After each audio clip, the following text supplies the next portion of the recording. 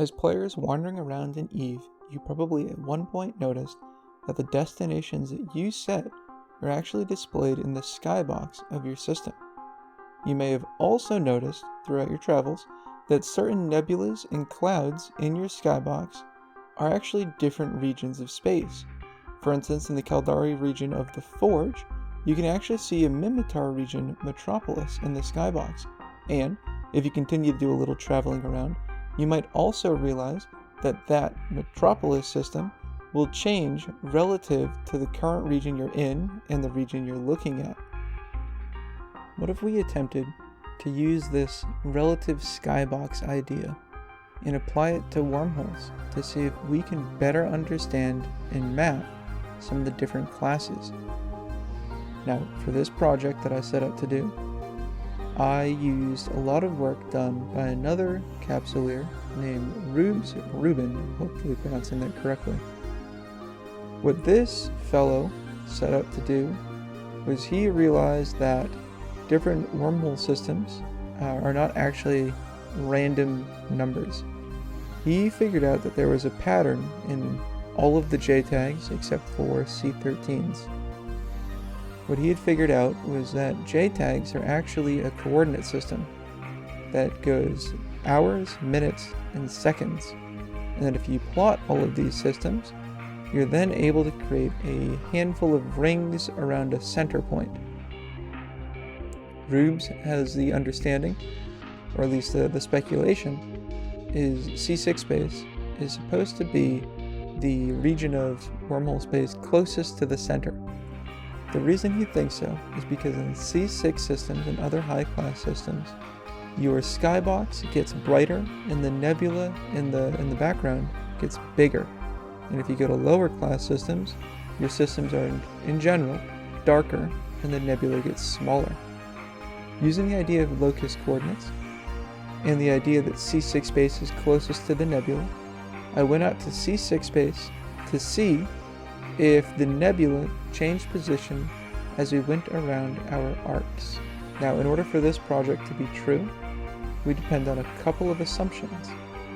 The first assumption is that the skybox is in fact relative. Everything that you see in the skybox, nebulas included, are actually accurate to where they would be on a map. The second assumption is that Eve North, the little golden line that you see on your overlay, is actually true north and not relative to a system. Using these assumptions, what I set out to do was to go into C6 space, center my camera on the Eve North line, zoom all the way out, and take a screenshot of the system. And if I do this across multiple C6 systems, we should see if the nebula changes position depending on how I move around this clock. One of the very first things that I need to set up to prove, and I did prove fairly quickly in my findings, is that the skybox doesn't change no matter where you warp in a system. So what I did is I actually have a little program that allows me to draw on my computer screen. So I drew a rough outline of the nebula and then warped from one end of the system all the way to another end of the system, which I was lucky because the first system I jumped into was about 130 AU. So if I was going to see a change in a skybox, I would have definitely seen one in that gigantic system. And when I landed at one end to the other, the skybox never changed. So with that, I could then take a screenshot no matter where I was in the system, because suns are bright and suns happen to obscure a lot of the skybox. So with that understanding, I was able to take a screenshot no matter where I was in the system and have it be accurate. I called this project Project Pareidolia. I started on May 5th in the system of J101553. I hopped in, took a screenshot of the system, and hopped out. I was trying to find a system with a C6 static to make it easier for me to move around. I was really hoping for a C4, C4 with hopefully like a C4, C6 static, because it's most certainly somebody who's just ratting. They don't actually live there. The second system I jumped into was J105705. Now, jumping into these two systems, don't tell me anything very definitive, I should say. They're both 1-0, and really they're only, I mean, don't get me wrong, the distance in minutes is kind of far, but they're only minutes apart. So it would be expected that the skybox shouldn't actually see too much change. And looking at these two images, you can see the skybox doesn't really show any real difference. Now, we can toss that up to the idea that CCP wouldn't want to have to create new images for skyboxes every single handful of minutes. So I then said, in a ping to the corporation I'm with, good old Wingspan, that I am looking for any C6 that is at least greater than 14 hours or somewhere less than 5 hours. So I really needed something in the shattered area or anything pretty big change in hours. Well, I was lucky. The next system I jumped into, the third system I jumped into, on May 6th, was actually J145523. And when I looked at the 14th hour, the C6 space, I saw no change. Now, this did look pretty rough for the idea of Project Pareidolia. At this point, there was a fairly significant change in hours. I mean, a 4-hour difference, that's a lot going around the clock. And there was no change in the skybox at all, not even a little bit. So I had one more Hail Mary. What if, going back to the map here, what if everything on the first arc had the same skybox, and everything on the second arc had a correct, different skybox? So if we're looking at this, everything on this second ring here has a skybox to the left. Alright, we should see on the second ring everything be flipped and have the nebula on the right. So I went out, and I luckily found a C6 system with the C6 static, and then I ended up finding Outfit 418's farm hole, and their C5 has a C6 static. So I ended up spending a whole lot of time in their farm hole, constantly checking to see if the C6 rolled, which it did roll fairly quickly. C6 space doesn't like a lot of random connections because they're doing a whole lot of ratting.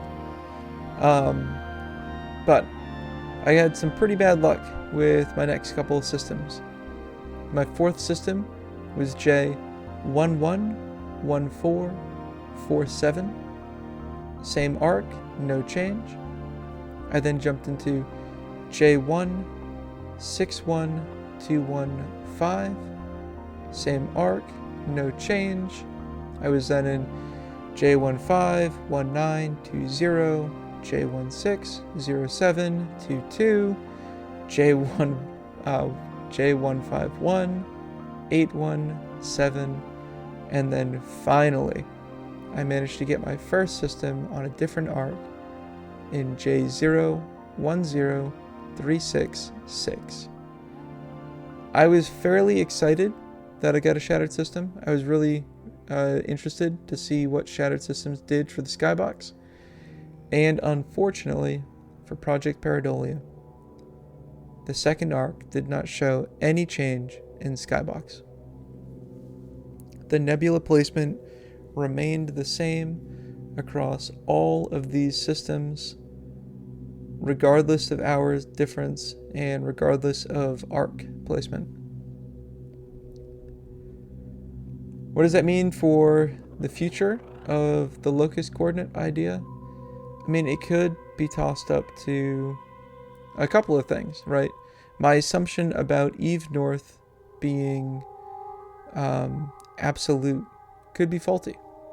It could be relative to every single system, and no matter what system you hop into, that Eve North line doesn't truly point to north.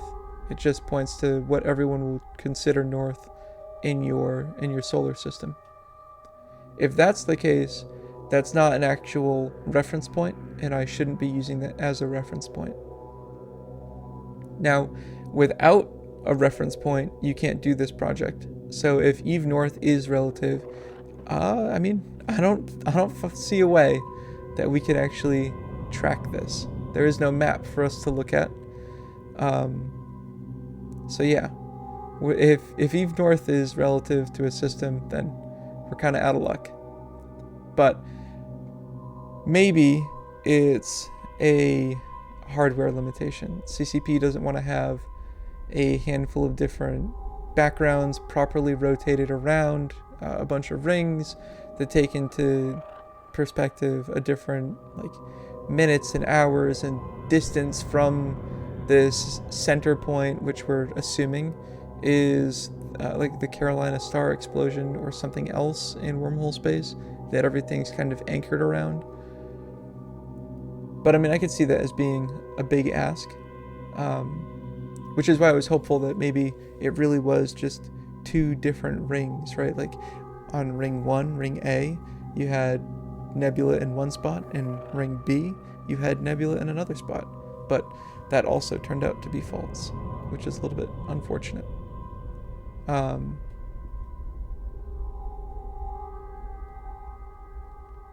Those are really my only two, I guess, Hail Marys to make this project still ring true. But for now, at least with everything, the skybox doesn't change. And the locust theory doesn't have any, any real significance in tracking a bunch of systems. Or if it does, it's not reflected in the skyboxes. Yeah, that's about all. I really appreciate you guys watching this. Definitely a lot of fun on my end to try to figure out what's what. So it was really cool. It was a fun project to do. Thanks, guys. That's all. See you in the next one.